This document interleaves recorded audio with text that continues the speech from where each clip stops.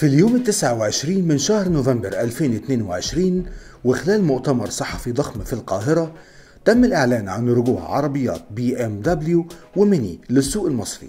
وده من خلال وكيلها الجديد جلوبال أوتو، وهو تعاون بين عدد من الشركات زي مجموعة الناغي والغانم والعرجاني ومجموعة الصافي المصري.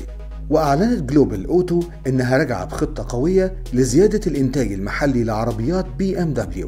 وده من خلال استثمارات تصل ل 150 مليون دولار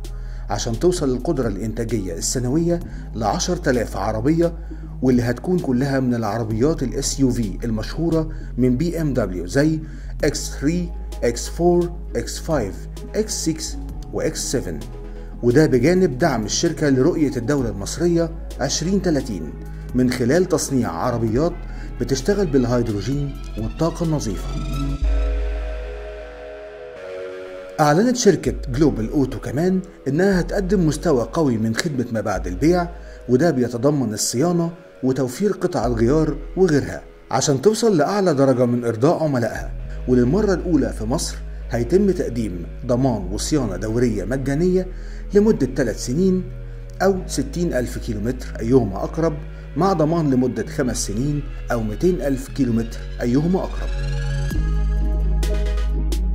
أما بالنسبة لميعاد الحجز وتسليم عربيات BMW في السوق المصري فيبدأ من يوم السبت الجاي 3 ديسمبر 2022، وهيكون البيع من خلال معارض الوكيل فقط، والمنتشرة في أنحاء الجمهورية وخصوصا القاهرة والجيزة، مع توفير إمكانية الحجز أونلاين سواء لعربية جديدة أو صيانة أو حتى تيست درايف.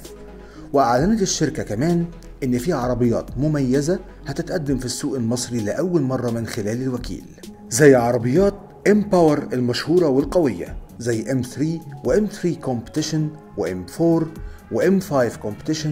وعربيات جراند كوبي مميزة زي M8 Competition واللي بتيجي بقوة 625 حصان. ومن أهم العربيات الجديدة اللي هتتقدم كمان هي M340i واللي بتيجي بقوة 387 حصان وبنظام X Drive للدفع الكلي للعجلات، واللي بيتوقع انها تحقق نجاح كبير في السوق المصري. هيتم كمان تقديم عربيات كهربائية بالكامل جديدة زي i4 الجديدة اللي بتولد قوة 340 حصان، وiX الكروس اوفر الجديدة اللي بتولد قوة 523 حصان. وطبعا هتقدم الشركة كمان عربيات ميني الإنجليزية،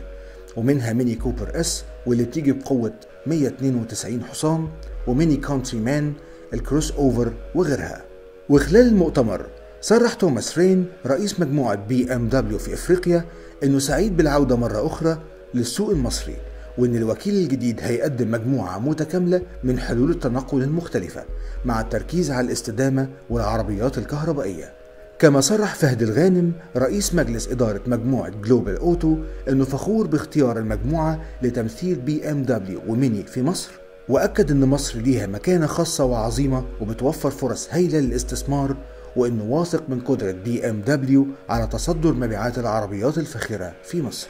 ولو عاوزين تعرفوا أهم وآخر الأخبار عن السوق المصري للسيارات تابعوا موقعكم www.contactcars.com.